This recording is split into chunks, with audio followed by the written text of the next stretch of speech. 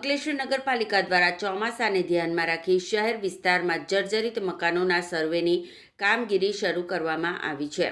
શહેરના મુલ્લાવાડ, હનુમાન ફળિયા સહિતના વિસ્તારોમાં પાલિકાની ટીમ દ્વારા જર્જરિત મકાનોના સર્વેની કામગીરી હાથ ધરવામાં આવી છે।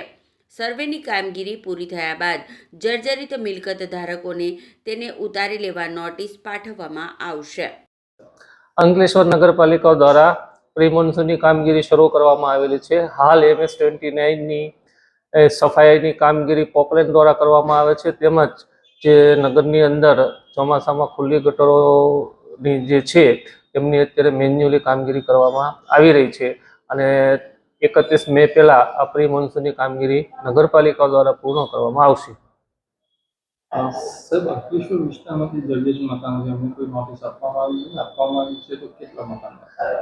અત્યારે સર્વે કરવામાં આવેલો હતો, તેમાં 20 જેટલી બહુ જર્જરિત મિલકત આઈડેન્ટિફાઈ કરી છે ને તેમને નોટિસ આપવાની કાર્યવાહી શરૂ છે અને એક મિલકત ઉતારી લેવામાં આવેલી છે।